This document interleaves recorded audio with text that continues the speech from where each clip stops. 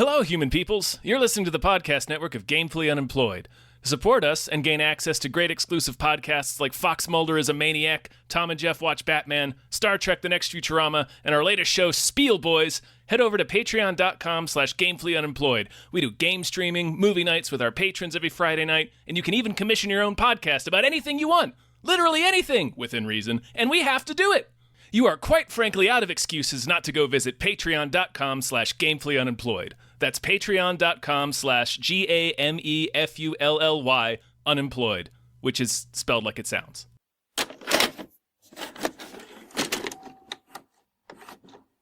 Oh yeah, Big Trouble, like the Simpsons song, or the movie with Tim Allen. The movie with Tim Allen, yeah, that had to get bumped to 2002 because of 9/11, because it featured a scene where somebody carries a bomb onto a plane.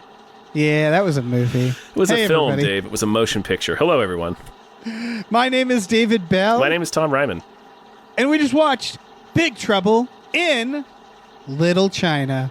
1986, John Carpenter, action fantasy comedy film starring Kurt Russell.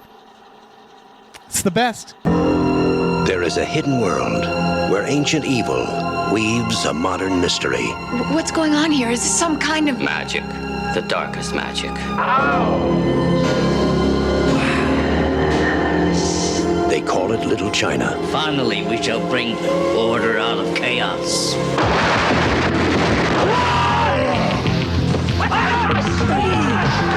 It's where Big Trouble was waiting for Jack Burton. Who? Jack Burton. Me. Jack? They told him to go to hell. You make one move.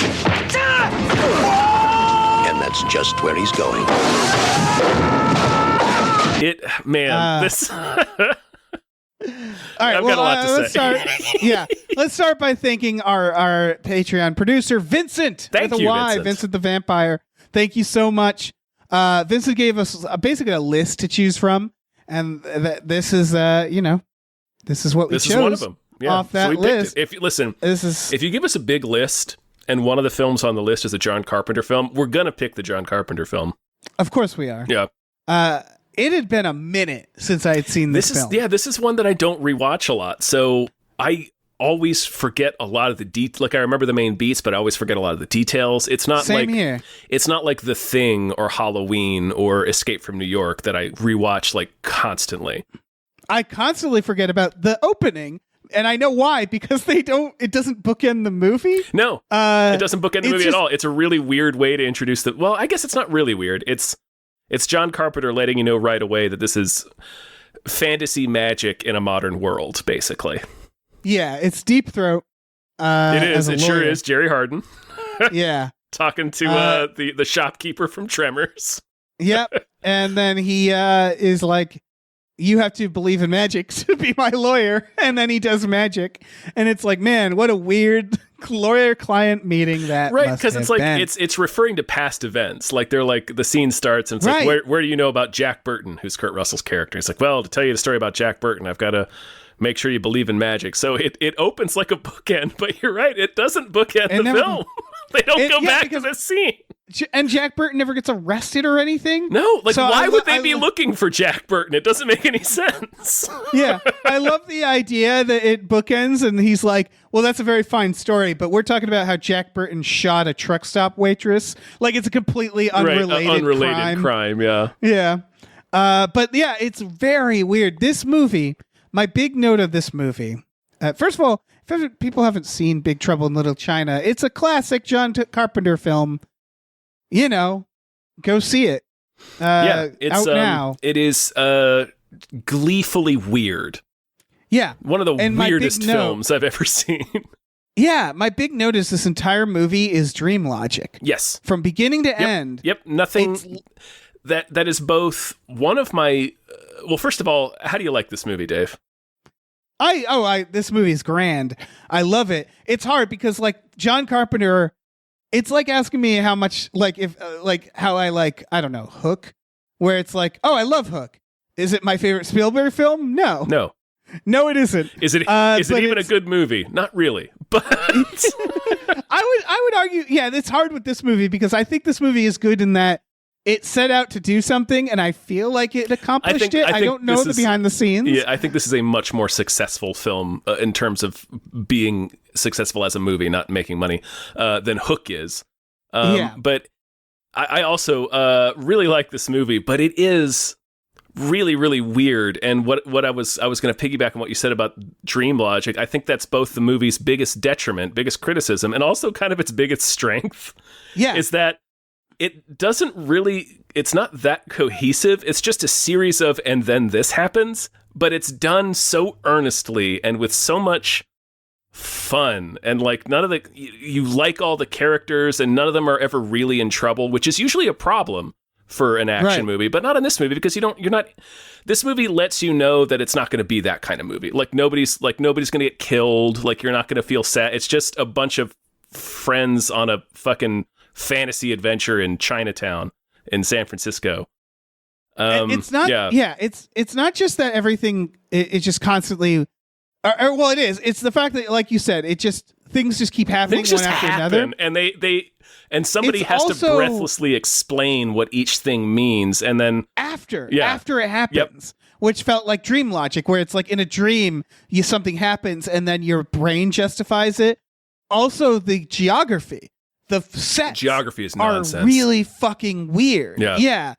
And so it's another dream thing where it's like, oh yeah, it's like this scaffolding that goes across, and then there's like a jail, and then we all dive into like a pool, and it's like a regular swimming pool, but then it goes out into the sewer, and it's like, what the fuck? There's the two. Here's what I'll say to both those points. I think the intent here, because John Carpenter is typically a guy that has a lot of intent. Like he doesn't do things randomly or for no reason.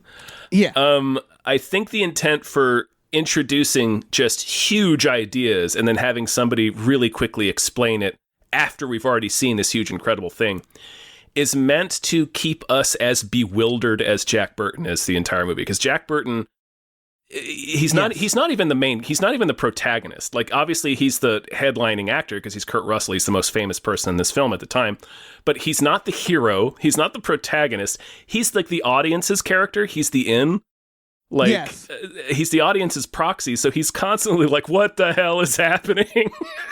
Yeah. And like what he represents is interesting to me because first of all, it starts with him. Well, hang on. Let me finish. Because I feel like I know what point you're going to go off on, and that's a bigger discussion. So the second point I wanted to make is I think the geography of it is similar to the way that the geography in The Shining doesn't make sense. Like, I think that's on purpose because it's supposed to be this secret underground magical world. Yes. It's a fantasy. Yeah. So I think that's on purpose. Oh, no, yeah, I think it's all on purpose. John Carpenter usually does not like watch Halloween or especially Halloween, but watch like Halloween or The Thing or any of his other movies. Like the geography is really tight and very clear. So I think it must be deliberate here. Yes, one of his biggest talents, and he doesn't do this in every movie, but like I would say this and They Live are the two that it pops up to me is that he's funny in a way that you can't tell if he knows he's being funny, and I'm almost certain he knows he's being funny. They Live, obviously, that fight scene. Yeah. Where you're like, do you know what you're doing here? Do you understand this is hilarious? Yeah, and like it's sort of the Verhoeven effect. Yeah. Where like he knows, but even when he knows, you're not even sure how much he knows or what the idea, where he just knows weird. And so like he is but you see his other films like The Thing earnestly. And you're like, he knows exactly what he's doing at all times. The thing is like deadly serious. But this movie is, I think he knows. And this movie is just it's very earnest, but it's never winking at the camera about it. Right. And I do think John Carpenter does have fun sometimes where he's like, I'm not taking this completely seriously. This isn't Halloween or The Thing where I'm like really fucking, this is like, I'm having fun in this movie. Yeah. And if it doesn't all add up, that's sort of part of the fun because that's the movie he's making. Which is, like this fantasy adventure starring Kurt Russell just playing just being Kurt Russell. The dumbest white guy, which I think was the tirade you were about to go on. No, not tirade, but discussion sort of. you were about to have. There's some things there's some intent here that we should dissect, which is that it starts with him as a trucker. He's an all-American trucker, and I'm almost certain he's doing John Wayne. Like a little bit. It's hard to. He's definitely leaning into his drawl, but like Kurt Russell obviously famously does a very good John Wayne impression, and part of it is because his speaking voice just kind of sounds like John Wayne. Yes, just from where he's from. But you can definitely tell in this movie he's leaning into the drawl a little bit to be more of like an all-American kind of truck driver character.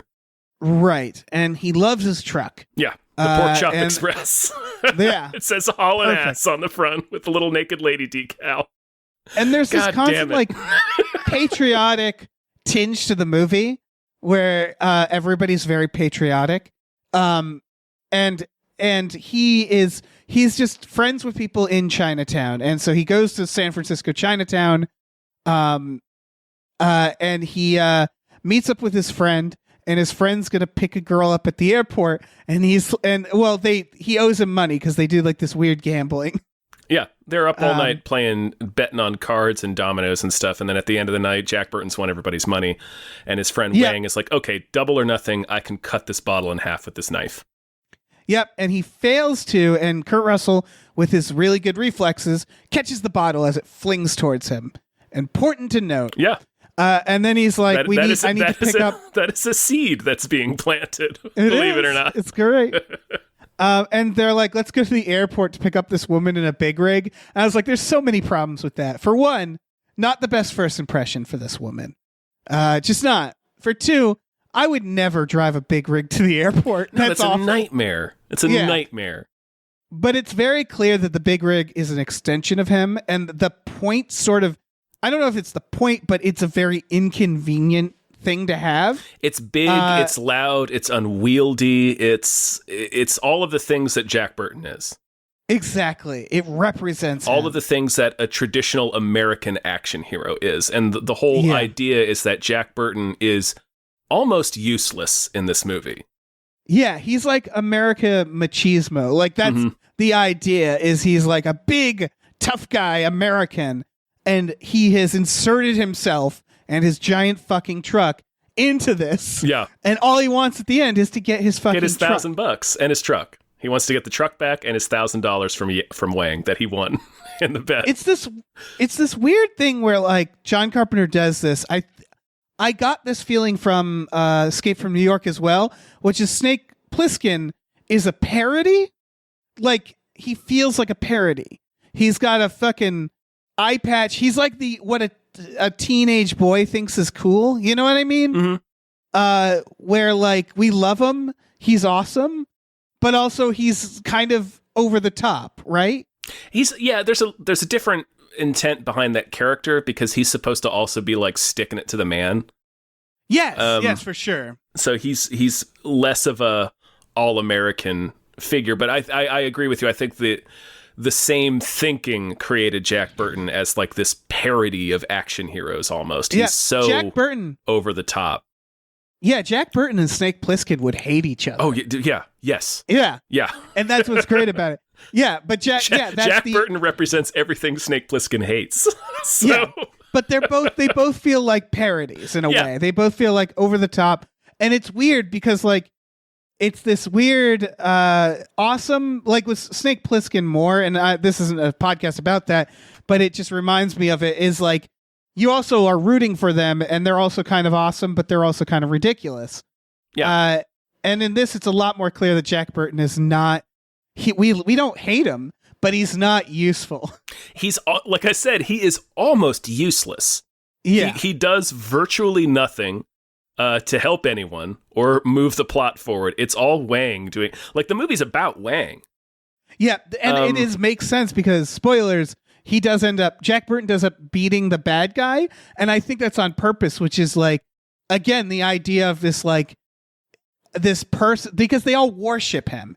And it's like he doesn't do any of the work except for the one final thing. Right. Everybody carries him. Right. There, it's like basically. Throughout the movie, every character, it's like the Simpsons joke with Homer, where Homer's like, every time Poochie's not on screen, all the other characters should be asking, where's Poochie? And they do that in this movie, where anytime Jack is not on screen, all the other characters are just like desperate to find Jack. And when Jack shows up, they're like, oh, Jack, thank God. Yeah, Jack is here. It's going to be all right. And he doesn't do anything. Yeah, and there's got to be an observation being made here about the fact that it's Chinatown. It's part of America that is like, considered like the others and stuff like that, and he has inserted himself into it, and he's the big hero man. And that idea of like they're all like, yes, bless the stars and stripes as well, and it's that feeling of like patriotism, blind patriotism, which John Carpenter, of course, does not like. No. If you know anything about him. Yeah. So I think it's about that idea of like, you're expected to love America even when America has like not done anything for you. Right. And to the point where you have your own sort of fenced off, not literally fenced off, but community where your culture's allowed to exist in Chinatown. Yeah. I think it's also the idea that of like Western influences forcing its way into other cultures. Yeah, right. Because it's like he's the prototypical American action hero, and he forces his way into this Chinese story and is fucking useless from top to bottom. Right. When he gets but it is there. also, it is important that all the Chinese characters are very welcoming and warm. Yeah, no, like I said, every time he's not on screen, every character's like, where's Jack? And then Jack's just like, yeah, Jack's here. I think it's the idea of talking about things like immigration in Chinatown, where it's like, they don't hate America. They're in America. Like it's just that we tend to like insert ourselves on them, and they're expected to be like, oh, it's so great.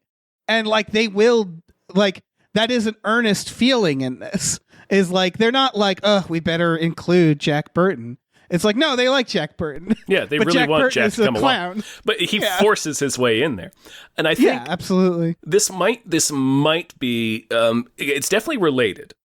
But like, I think there's a more subversive level, which might be giving John Carpenter too much credit. I don't know if he was that thoughtful about this, but it's definitely in the same ballpark, where it is lampooning American action movies. Oh shit, I lost my train of thought. But basically, it's like making fun of the way that Western movies like try to westernize everything. Right. You know what I mean? Like, it's like, this feels like Jack Burton feels like a studio note, right? Like, it feels like, because the movie is clearly about Wang. It's about him trying to get his fiance back and doing battle with this ancient menace, James Hong, fucking killing it in this movie as David Lopan. James Hong is so James fucking Hong. But is this, centuries old curse? It's a part of a Chinese folklore.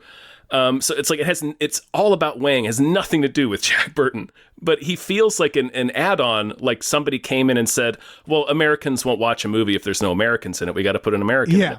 So this movie feels like a studio note, and it feels like if that was his intent, it's very, very subversive and very subtle. But you can make that reading of this film, because it's in the same ballpark as all the other stuff we were talking about. It's just a little more subtle, a little more subversive. And it might be giving John Carpenter too much credit, but it's definitely, like, he was definitely thinking about that when he did this. So going back to like, so when God damn it, I just did a series about his movies. Blood Rain. Who am I thinking of? Uwe Boll. Uwe Boll. When Uwe Boll does something in a movie, you can almost guarantee that he doesn't know he's doing it. Like something you can always identify what his intent was and what he's actually saying, and they're never the same thing. And what he's failing at. With John Carpenter, what it is that, so in a vacuum, you'd watch this movie and be like, I can't tell if this movie knows what it's doing. Yeah. But the fact that it's John Carpenter and he is a very thoughtful filmmaker, very counterculture too. Exactly. He's a big libertarian type. He's very rebellious. You know that like he went into this movie with intent. And sometimes he's loud. I would say They Live is a very loud movie. They Live screams in your face, yeah. Yeah. So he's not always about subtlety. And in fact, I think there's a case for like people probably look into it a little more. I'm always think about like, I remember there was an interview with Tarantino. I believe it was this with Pulp Fiction. And they were like, what it was in that briefcase? Was it his soul? What? And he was like, oh, diamonds. I thought that was clear. Where you're like, oh, there wasn't anything to this. It doesn't matter what's in the briefcase. It also doesn't matter. Yeah. But it's like, they're shiny diamonds. They're like reflective. But like the point being that it's like, no, it's not anything special. So like, I think John Carpenter, there is a risk of over analyzing John Carpenter for sure. But like, I guess what I was getting at is I think he is trying to say a lot with Jack Burton, because there's also a level of the way, and this is another thing where like in another movie, this would just happen and we would laugh at the movie for it. But I'm almost certain he's doing this on purpose, which is Jack Burton's relationship with the woman character whose name I forget. Gracie Law. Gracie Law. She's a lawyer. Which that name, yeah. Right away, Gracie Law, the lawyer, you should know like, okay, he's kind of, I mean, fun. Like, yeah, you look at the way the movie's paced and kind of what happens in it. You look at the poster and stuff. It's kind of a little bit like an old school, like pulp serial almost. Yeah. Anyway. But like, he meets Gracie Law at the airport, who they just run into. And he hits on her and she basically says, you reek of beer. Yeah. You are disgusting. So she says, you should stand downwind from me. I can smell that it's Miller time is basically what she says to him. And he is a fucking mess. Yeah. Like Jack Burton is not a man. Like that's they're doing the thing where she's like, I'm Gracie Law, the lawyer. I'm uptight and I have a whole career ahead of me. And guess what happens between them?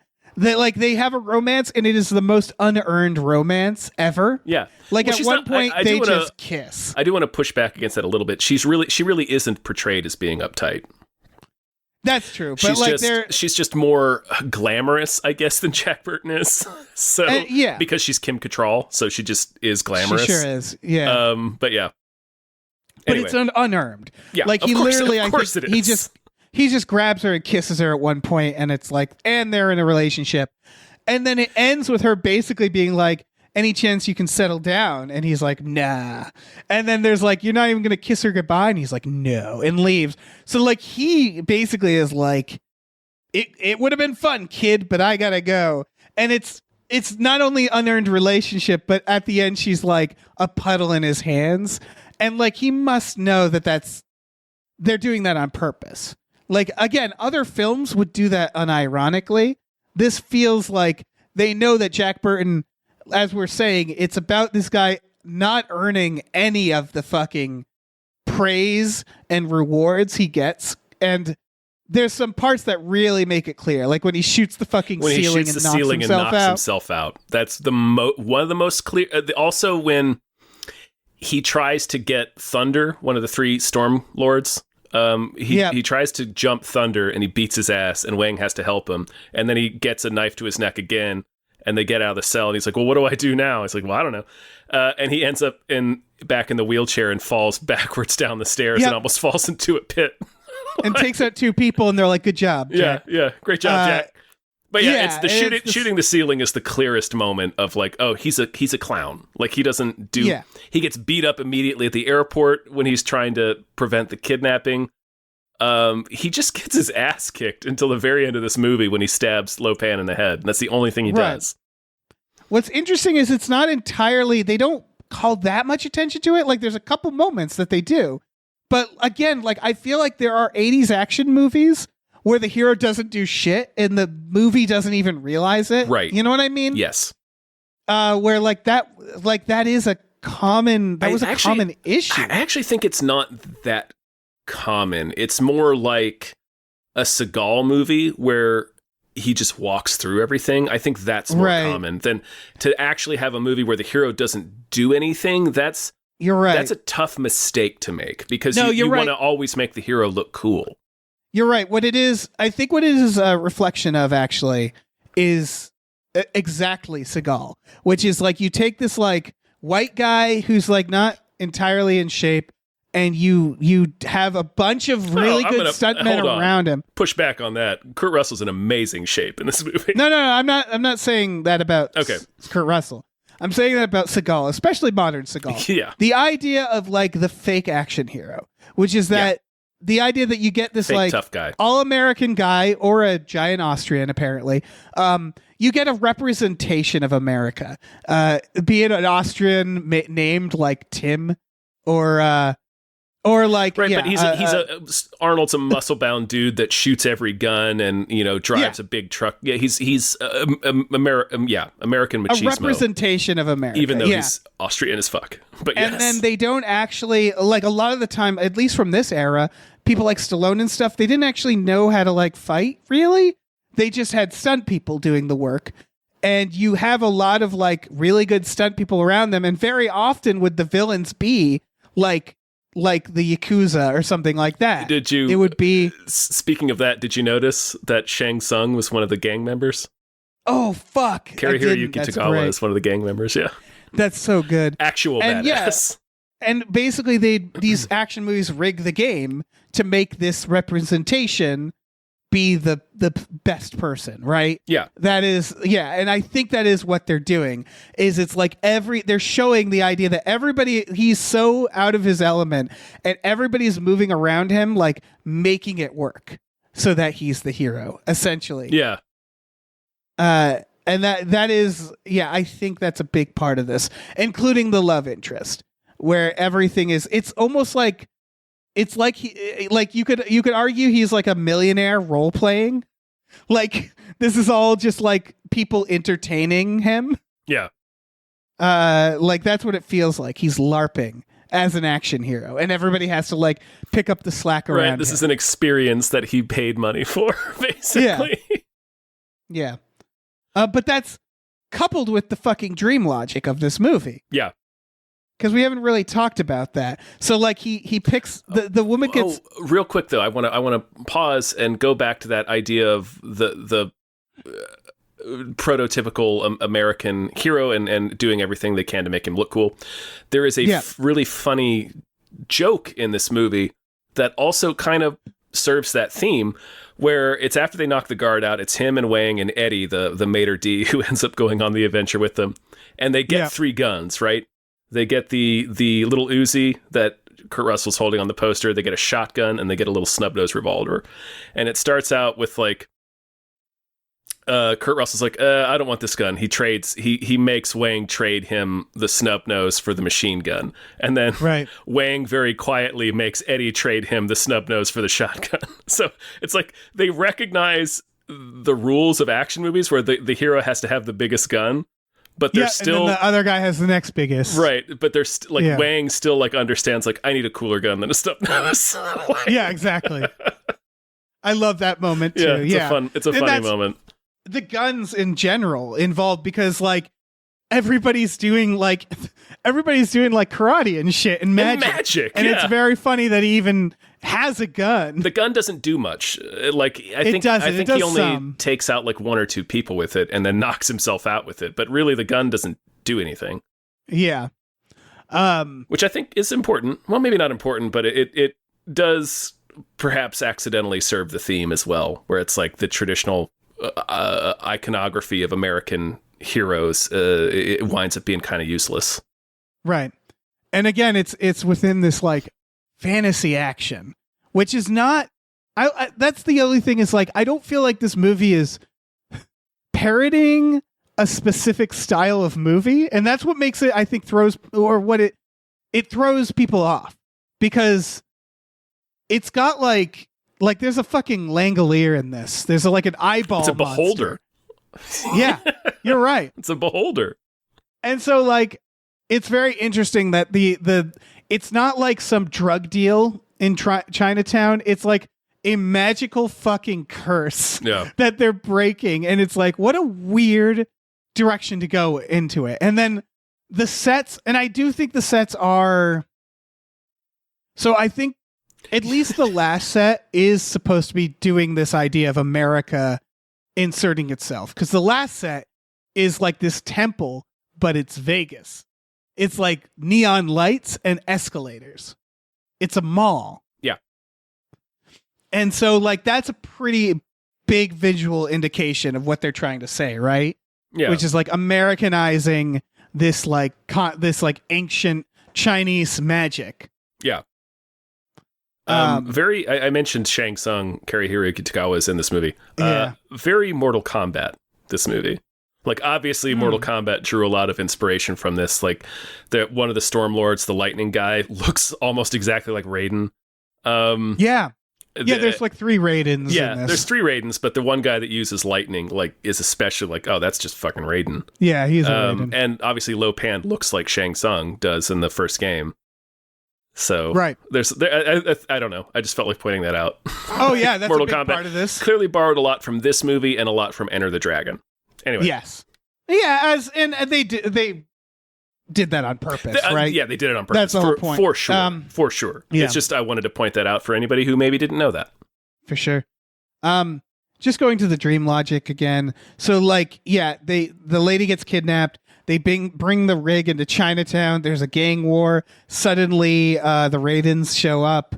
It's such a weird They're bulletproof, escalation. yeah, and then Lo Pan shows up and Burton drives his truck over him, but he springs back up and he's like 7 feet tall. And then they just go to this guy's house and like it's all being explained after the fact, of course. And then it's like we have to go buy this woman back. She has green eyes, so it's gonna be extra. She gets kidnapped. And when it really starts getting weird, I think, is once they break into the place and they do they take an elevator and the elevator goes down and then like floods. Yep. And it's like, what is happening? And then there's a couple, every time somebody rides the elevator, one character mentions that they can't tell if they're going up or down. Yeah, which also feels like a dream. Mm-hmm. Like that idea of not being able to read. It's crossing into this world, right? Because up top, it's just this normal business or whatever. But when they step into the elevator, they're crossing into the magical world. So it's like... Right. And you're right. It is like The Shining where it's all supposed to kind of... and more movies need to do this when doing like a bizarre or surreal world, which is like, fuck with the geography. You know, have fun with it. It's a way to upset people without them noticing it. Well, I mean, they know it, but they don't cognitively know it, I guess, or consciously know it. And again, there's this element of him kind of being like led through it all, and not really like it's. I don't know. This is where it's like I don't know if I'm looking too much into it, which is the idea of like action movies in general being sort of we're just getting to one set piece to the another end anyway, and it doesn't really matter. I don't know how much of that is like a commentary on that, or is John Carpenter just trying to show a fantasy? But it's not the kind of fantasy you'd expect, because again, it's like an elevator filling up, and then they're in a gore pool, and then like when they break everybody out, it's not like a fantasy jail. It's like this weird. It's very John Carpenter, where it's like this weird scaffolding, where it almost feels like you're outside of buildings, but you're not quite. And I guess the idea is like this is all existing in the infrastructure below the city. So nothing is like cages in a cave, basically. Yeah. Or like in a sewer area. And I love that combination of like when they first go through the sewer later under Chinatown, it's like a fantasy. You know, like it's like mossy and like kind of beautiful, and there's like weird bugs. Yeah. The creatures are so fucking weird. There's a random monster in this movie. There's a monster in this movie, Dave. She gets kidnapped by that monster, and then the monster ends up working for him. And then at the end, the monster shows up on the Pork Chop Express. Yeah, and it's like, why? It's such a weird ending. The ending is bizarre because he just leaves, and it's been like a day and a half. And he's just like, well, I'm out of here. I got my money in my truck. Also, why did that guy inflate and explode? I don't know. Like he inflates himself to get stronger earlier in the movie, and I guess like that's always like puzzled me. The best explanation I can come up with is that okay, so his boss, his BFF, his friend and mentor David Lo Pan has just died. Right. And so he's like, fuck this, I'm going to self-destruct and take you all with me. Yeah, I guess. But it he doesn't really overinflates work. himself until he explodes, and it's very funny. It is very funny. It's The Stormlords sort of, with the exception of Wind, because like Wang has like a really long sword fight with Wind, but like Thunder and Lightning really get taken out very unceremoniously. Yeah, I forget how They drop a statue on Lightning. Remember? Oh yeah, that was great. He's floating up through the hole, and they just the shopkeeper from Tremors is like, "Here, hold this winch for a second," and he just pushes a statue over, and it lands on the guy's head, and he explodes. Incredible. It's like, really? These guys were bulletproof earlier. Yeah, the ending is real squirrel shit. And again, I think part of it is like the movie has earned the fact of like, yeah, fuck it, because like things just. Once the meatball shows up, and it's just like, what are we doing? Yeah, well, it's the iconic reaction shot of Kurt Russell being like, "Oh, what the hell is that? Don't tell me." Yeah, and that thing's just there. It's there. It's just like it floats away, and then later in the movie, it's just kind of sitting there looking at him, and then Wang stabs it in the head, and it gets like this sad look on its face. It's like, yeah. Like, oh no, they stabbed the little beholder. The little guy. He didn't deserve it. He was just some eyes. He's just an eyeball guy. He's just eyeballing things. Yeah. That's like, man, this movie is... He doesn't have hands. He can't hold a gun. He's not a threat. It's sort of like John Carpenter. I firmly believe that all the Jack Burton stuff is like, he had intent there. But I do think there's a side of John Carpenter who just can't help himself. Yeah. And is like, again, going back to They Live in that fight, where it's like the most I've heard about that was John Carpenter being like, well, he was a wrestler, so I wanted to give him like a big fight scene. And like, that seemed like a fun idea. And it's like, so that's it, huh? You just like, we're just like, yeah, this is, let's do this. This is fun. Like, that's it. Yeah. But like there is an element in that where like he's also kind of a clown, that character, right? Rolling down that hill for 5 minutes. He just gets knocked out of a house and falls down the Hollywood Hills. It's very funny. Yeah, I think what it is that John Carpenter realizes that like when he looks at films, he's like, listen, it's all make-believe. And the point is to just entertain people. Like he thinks like a B movie director to me, but he's so much more talented that it works in this weird way where he's like, why not have it? All right, this is a fantasy, like, or like it feels like this escalation of like, let's make them like wizards and shit. And if they're wizards, like we can put like creatures in the sewers. Fuck it. Yeah. You know, like that idea of like, yeah, why not? It's something to look at. It's part of making this an entertaining film and making it memorable is like, it doesn't have to necessarily mean anything beyond like, yeah, let's make a little meatball. And I think he just likes to take the piss out of American sacred cows, I guess is what you would call it. Like this iconography, like he pointed out, like in They Live, Roddy Piper is still cool and he's like the hero or whatever, but he gets clowned a lot in that movie. Yeah, and I would argue that's actually a sign of a good. Because look at Indiana Jones, which is obviously a lot less squirrel shit than this. But like, that's just good movie making. You want the hero to be the underdog all the time, so you're rooting for him. But there's also the feeling of like, we can have a laugh at his expense. Indiana Jones can get whacked with a mirror. Yeah, you know, he can be in over his head all the time and not know exactly what he's doing. That's what makes him endearing. Yeah, he can be kind of a dipshit. And that's the thing that he's playing with here is like, and in They Live, which is like, the character is kind of a dipshit. What are you going to do about it? People aren't perfect. Yeah. But he's clearly saying something here where it's like, he's a dipshit, but also like the people around him are clearly way more fucking capable than him. Yeah. And that he's definitely making a note of that. Yeah. It's just, the first scene where they just sort of quietly reveal that Wang is this incredible martial artist and nobody draws attention to it. Yeah. And it's like, wait, really? It's like, this guy fucking kicks ass. Where did this come like from? A part where he beats up everyone before like Kurt Russell can get involved, right? Yeah. He shows up in the room and everybody's knocked out. Yeah. And yeah, it's a great detail. And so like, it's not that he wants us to hate Kurt Russell. No, it's just that he's just making a fucking joke of it all where it's like, these movies always start with like an everyman who becomes an action hero, and he's basically saying like, no, he's a truck driver. Yeah, he's just kind of a clown. He's really he's overconfident, and that's the only trait we really see of him, because we're introduced to him. He's really overconfident on his CB radio. He's talking, "You're listening to the Pork Chop Express. I'm going to tell you all of my thoughts about life and philosophy," and it's like, he'd have a podcast now, and then we see him like he's really good gambler, like he's good at gambling. But then like which is perfect because that's luck based, right? He's just very lucky. So when they actually get into the shit, he's still like super overconfident, but he actually doesn't have much ability. So right, you could argue it's about he's comparing the idea of people who were born into privilege versus people who had to earn it. Yeah. But I wouldn't say Jack Burton is that privileged. No, he's not privileged. He's privileged in that he's a white guy, but like he's a truck driver. He's not like, he's not rich. He's not living in a mansion. Yeah, exactly. But there's a version of that. He's a blue collar guy. The idea where he expects everything to kind of work out for him, and it does. He just expects things to work out because they always do.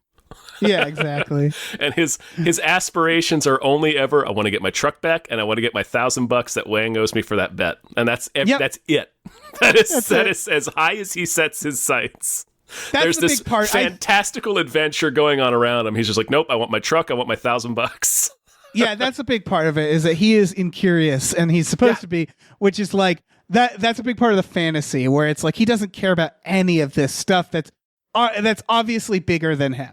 They're dealing with thousands of years, immortality, like these ceremonies where like this ghost spirit shit and sorcery, and Jack Burton is he's inserted himself into it, and somehow he's the main character of it. Yep. And that is part of the point, is like he has no business. He doesn't deserve to be the main character of this movie.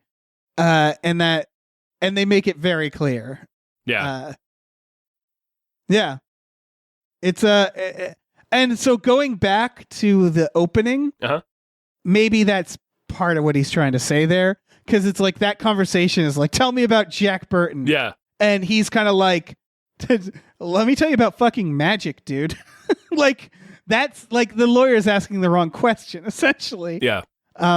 Like, it's again like people asking about, like, this is all about Jack, and it's like, not even close. But I don't know, man. Yeah, maybe. Great movie. Maybe. It's hard to tell. Again, it's hard to tell what John Carpenter. Right. It's because there's so much that's clear, and right, and then there's other things that still serve the same theme, but it's less clear that they're done on purpose. But whether they were done on purpose or not, they all hang together to make quite a fun statement on movies, on American movies. Like the guy exploding, where it's like you could try to find some like artistic reason he did that.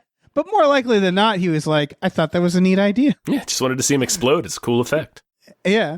And we sort of set it up. He inflates a little earlier. Yeah. I guess he's like, he's charging himself up, and he inflates himself and he gets stronger when he does it. But at the end, he just blows himself up like a balloon for no reason. That guy is a weird guy. Yeah. He's got like all the teeth, you know? He did. He's got like teeth. He's like one of those guys where I'm like, I want him in way more movies. Because he's got this like sinister look about him that's just natural to him, and like I don't know, I didn't look him up, but I want to see him in more things. I'm sure he's in tons of things. Yeah, probably. Yeah. Any other thoughts about this movie? Oh, I had just one more thought. It's a small thing, and it's part of they don't make movies like they used to. It's just that watching this movie, the set design is fucking amazing. And it's everything from like Chinatown feels like messy, and like there's like a messy and grittiness to it that I don't feel like you see in movies anymore, all the way to like this fantasy and this cleanness to some of the sets. And it's just, I think this is one of those movies where we don't think about it for its set design, and it's so good. So good. That's all. Yeah, it really, I really like it. I like the sort of kind of grungy fantasy look, modern fantasy look that this movie has. I like existing in this movie. it's like a little rainy and a little cozy at times, and again, surreal. It's like a fun dream. Like, it's not a nightmare. It's like a weird dream you'd have. And I don't know. This is one of those movies that it's like I would want to have this on in the background a lot. You know? Yeah. Yeah. Yeah. I feel that. It's good. Good movie. If you haven't seen it, you know, you should probably watch it. Throw that shit on and watch it. Yeah. Oh, and the cinematography is Dean Cundy, right? I just noted that guy. He's the cinematography of Jurassic Park. Oh, nice. Yeah. Yeah. Good for him. Yeah. Good for Dean Cundy. Yeah. Good for old Cundy. All right. I guess I have nothing more to say about this. I was starting to look up who made it, and I will say it's like the set decorator of Apocalypse Now and The Godfather. Like, it's like, okay, these are top-notch people. Yeah, these are the very skilled people. Yeah, and you could tell watching it. It's a beautiful movie. All right. Yeah, anything else? No. All right. Well, thank you, Vincent. Thank you so much. Thank you for letting me watch this movie again because I hadn't seen it in a while. Yeah. And Vincent did this through our Patreon. So you can go to patreon.com/gamefullyunemployed. GAMEFULLY unemployed. For just $5 a month, you get access to a bunch of exclusive podcasts, such as Tom and Jeff Watch Batman, self-explanatory. Fox Mulder is a Maniac, also self-explanatory. We do stuff with the small beans, like Star Trek: The Next Futurama and Spiel Boys. We have all sorts of podcasts on there that you can't get anywhere else, and it's just for $5 a month. It's so much entertainment for so little. So little. $5 measly. But it means a lot to us. Yes. There's also a tier where you can watch movies with us every Friday night. There's I don't know. There's all sorts of stuff on there. So give it a look-see. Yeah, we also have a store. Head over to gamefullyunemployed.com where you can find a link to our Teespring store where you have all kinds of cool original artwork and designs you can get on t-shirts, mugs, stickers, posters, all sorts of things. So slap your little beholder peepers onto that. Right. Throw your little eyeball guys that way. Yeah. Final thing. John Carpenter, he has a font, doesn't he? I don't know why that didn't occur to me. Oh, does he? His titles. It's always the same fucking font. He does, yes. Yeah. Yeah, I love that Carpenter has his own font. More filmmakers should do that. Yeah. Just like... So you know it's a Carpenter joint. Yeah, where it's like, this is a historical epic. Still my font. Still my Comic Sans font. You know me from my Comic Sans. I'm Steven Spielberg. Man, what if he did that? Oh, it'd what be if so all good. Spielberg's titles were in Comic Sans? It'd be such a great flex where he's like, listen, my movies are amazing, except for the Comic Sans, and guess what? Not going away.